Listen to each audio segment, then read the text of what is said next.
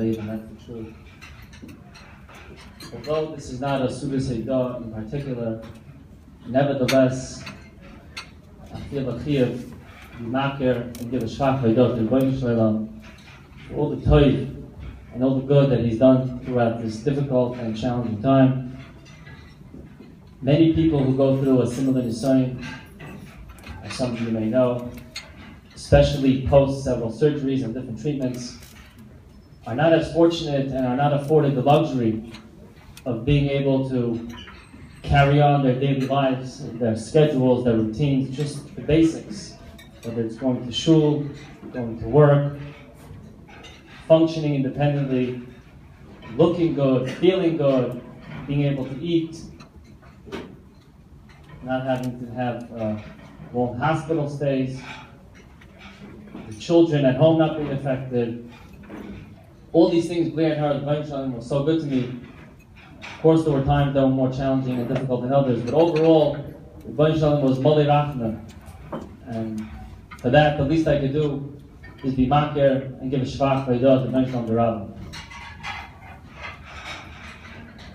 Now, on a more personal level, there are several yechidim that I have a tremendous hakaras hatov to, and to whom I will be indebted to forever, who I can possibly never repay. Firstly, the Rosh Yeshiva Shlita, whose idea this was, this tremendous maimed, this chizik, this kiddush Hashem, of being Messiah Shas. I know the Rosh Yeshiva was part of this throughout the whole entire year. I think it's been already 12, 13 months, involved in all the siyumim leading up to today, arranging the speakers. I think the Rosh Yeshiva attended just about come out every single siyum. It was a big prize. And I know the Yeshiva was involved with all the pratim.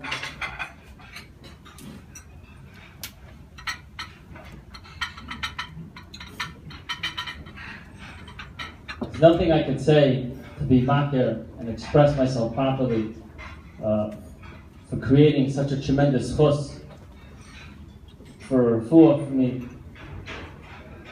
Anything I say will be understated and cut it short of words.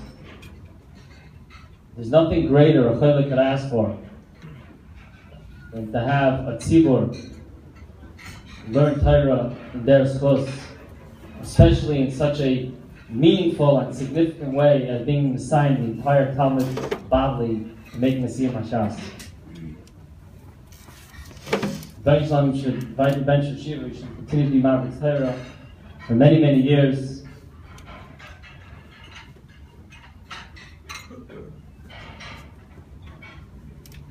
There's another individual who most of you are familiar with, who I have tremendous hakaras hatov to. My good friend Yitzi Diamond, who if not for him, everyone knows the Siyum Hashas would never have happened.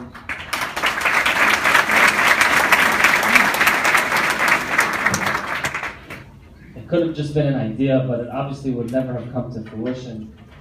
Everyone knows Yitzi was Isaac and Tarid, Yom V'Layla. I think his part of his office became a mini headquarters for the Siyum Hashas. I don't know this from him, because naturally if I would ask him, he plays it down to the extent of the koyach that he put into this. But from what I know and hear, the amount of time, work, and effort that he put into all the siyumim, making sure all the Blati Gemara get completed, the Mesechtas, and everything timely, is something that I'll never forget and be forever grateful for. Shkoyach, and you have a tremendous you have a chelik and a shutvis in this tremendous chos that was given and done for me. Another person who I have a tremendous hakaras hatov to, and I owe Gracie Yashikar, is my very close friend Nashi Brody, who I also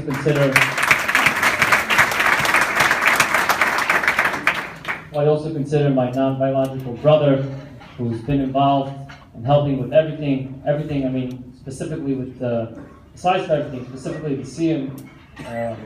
Making sure all the siyumim were running, functioning properly, cleaning up, setting up, and coordinating with Yitzi, everything. I know there was a lot of time and effort put in between both of them, and what should I say, I'll be indebted to the both of you. Thank you very much. You too have a chelik and a shutvis in this tremendous course that was done for me. I also want to thank Mav Mermelstein. I know he put a lot of time into the siyum for all the technicalities and the phone messages, the voice recordings, all the logistics. I know he was Isaac and helped out a lot. And then there's many of you who were involved in different ways, whether it was Ramat Gelfand, who was Machazik and came to every single Siyum, whether it was Yisrael Brody, who came in from New York for every single Siyum. There's different Yechidim.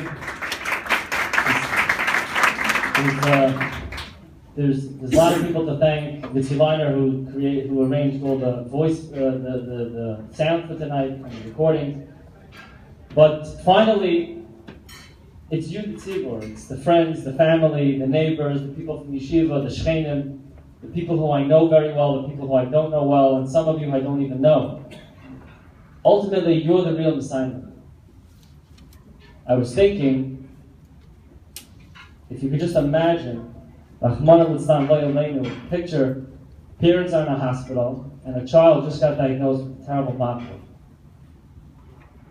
And they tell them in the hospital, in order to get admitted and treated, you have to go down to financial services department and make arrangements. So of course, any parent wants to do whatever they can to heal a child.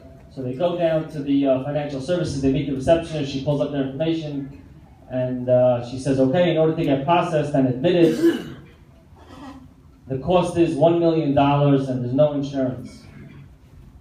Most parents don't have $1 million readily available to pay for something, but of course everyone wants to do whatever they can for their child.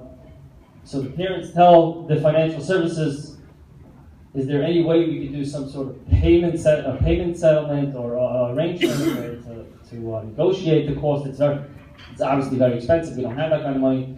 So she tells them, no, it's $1 million firm. That's the cost for your child to be treated and admitted to the hospital. But I'll tell you, there's a board in the hospital you can go in front of, and you could try to negotiate and see if they'll do some sort of payment plan. But I'm just going to tell you one caveat. The risk is that if you go in front of the board, for whatever reason, at their discretion, they could decide to just pull the application and decide not to admit you to the hospital. So that's a risk you take by going in front of the board. So of course, what would any parent who loves their child, who wants them to get well and treated, they're not going to say, okay, we'll think about it, we'll get back to you, we'll explore our options. Of course, any parent who loves their child would say, cash or check, where do we sign? We'll be right back. And they go home and they figure it out. They sell their houses, they sell their cars, they sell their clothing, they sell their jewelry, they borrow money, they go to this, they take on second jobs, they take night jobs, but they figure it out. This is the only hospital that treats for the smartphone, and it's their child. They figure it out. So too, you, the tzibur, you figured it out. You didn't risk it. You didn't negotiate. A little telling maybe once in a while, a mishnah here and there. You figured it out, and you continuously signed blot after blot, mesefta after mesefta, and ultimately you were messiahing the entire Talmud Bavli, and here we are to see him tonight. Because we all know, you all know, that through Torah and Tefillah is what the ultimate refuah is. Torah is Megan, Torah is Matzo, Torah is the Shmirah. Doctors and hospitals, and I'm telling you this from personal experience from someone who's going through it, doctors and hospitals are just temporary, emotional, and psychological comforts at the most. Ultimately, the Rebbeinu Shalom is the real Rosh Torah. And we don't understand the Rebbeinu Shalom's reasons, and we certainly don't we don't know them, and we certainly don't try to understand them. But one thing we know is the Rebbeinu Shalom sent a message which I think was unique, given that I fall into the 5% of people who get this machla at this age. But the Rebbeinu Shalom sent a message, and we don't know the reason. Some people will get up here and say the reason is because of the internet, or because of Lashon Hara, or because of tznius, or whatever or talking by davening. I don't know what the reason is, and it could be it's all those reasons. But I know that Rebbeinu Shalom sent a message that needed a response. And you, the Olam, responded in such a profound way. You were messiahing the entire Shas in my schos. I have no suffix that come Rosh Hashanah time every year when the Rebbeinu Shalom is done Klal Yisrael, and we go every year to beg the Rebbeinu to give us another year of Drasha and Chayim and Gesund and Yeshua and Nechamas. In Shemayim, when they're going to get to Moshe Nachman and Malcolm Miriam, they're not going to say Rebbeinu Shalom. He's a patient in the Memorial Sloan Kettering. It's one of the top cancer hospitals in the world. Give him another year of Chayim, another year of Gesund. They're not going to say that. And they're not going to say Rebbeinu Shalom. He's a patient by one of the top colorectal oncologists and surgeons and radiologists in New York City, world-renowned. People come from all over to be treated by these doctors. Give them another year of Chaim, another year of Gesund. They're not going to say that to me in Shema. What are they going to say? That I'm Shem Shabbos, that I send my kids to Yiddish schools, I keep kosher. What are they going to say? That it's not communist Russia here. That's obvious. What do I have? What are they going to say to me? They're going to say, Rebbeinu Shalom, on Chesir, Tavshin Ayin in Lakewood, there was a tzibur who got together, and it was Messiah, the entire Talmud Bavli. They finished Shas and his schools for a full Shlema. Give him another year of Gesund, another year of Bracha, another year of Chaim. That's what they're going to say. And with this, I'll come every single year and beg Rebbeinu Shalom and say, because of what happened on Chesir, Tavshin Ayin Hey, and all those blunder and those Meseptas that were completed in my schools, give me another year of Bracha, give me another year of Chaim, give me another year of Gesund. And you, the Tzibur, you're the ones who afforded me this and provided this tremendous cost to go back to Rebbeinu Shalom every year. And it's more than that. It's not just the schos. I saw brought down when he gave a makkah over Pesach. Someone showed me. They say that every makkah that happened, that followed, was worse than the previous one, until ultimately Makkah's Bacharis, which was the worst makkah. So they asked, why is Makkah's Cheshek the second to worst makkah? It was a shver makkah, but there were other makkahs that were equally as hard, or if not harder. What was so special? What was so hard by Cheshek that it was the second to worst makkah? And the pshat is, it says in the pasuk, "Lo'irah ish hasakiv." The Cheshek was so thick and intense in Mitzrayim, no one could see, no mitzvah was able to see or know what's going on by another mitzvah.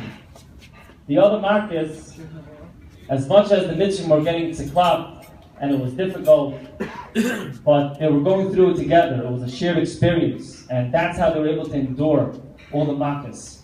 They were in it together. By Cheshek, it was a new level of suffering the mitzvah never experienced before.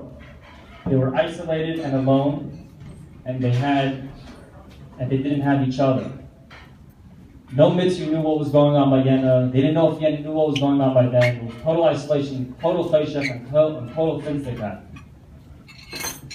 And you see a lot of times in communities, there's different tragedies. For instance, if there's a financial loss in a community, of course it's very hard for every mishpach and every individual, but when there's a tzibur that was involved and had a yeridu or a mapola from it, it's easier to cope. That's the mitzias. The fact is that if there's other people who are going through something, it's a lot easier. But the emphasis, when I first got diagnosed, as much as I had tremendous family and friend support, and the family support is a whole other shmooze that needs a whole other suda side, the siblings, my parents, my wife, who's obviously my biggest supporter, who I owe everything to, who, by the way, did a tremendous push to me on her own. She sent out over 10,000 ashiyot throughout the entire Lakewood.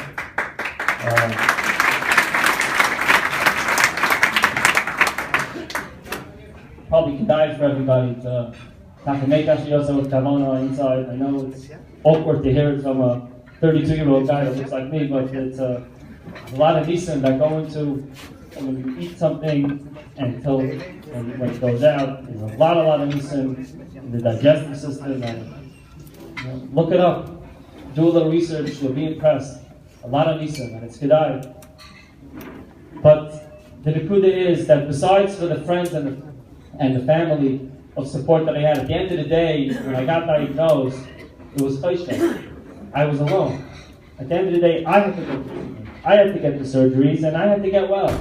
So as much as I would get a phone call once in a while from somebody who had a similar situation, who saw a similar doctor, and someone else knew someone else, but at the end of the day, it was cheshek, it was finstikite, I had the machlo alone. When this idea developed, and they all started being Messiah and Blutter and Meseptas, and they started talking about eventually being Messiah and Shas, It wasn't so feshach, it wasn't so finster. It was like the tzibur was going through it together. Everybody wanted to get well, and I wasn't so alone, I wasn't so isolated. And besides from the tremendous chus, like I said, that I owe, and I have no words to express the Olam tzibur that learned all these blood and ultimately Siyum Hashas and provided the special chus. But you also took away the feshach, the loneliness, which is something I can never repay, and I have no words to express properly. I just want to finish off with the bracha that all this Torah and tefillah that the Olam daven and learned in my chus, the Rebbeinu Shalom should be shomer and use those chusim and those Torah, that tefillah, use it and be shomer, you and your families. You should all be gebenched and have gesund, arikas yomim, and only bracha and mazel, yeshus and chametz and simchas. And we shouldn't be safe to share simchas together. Thank you.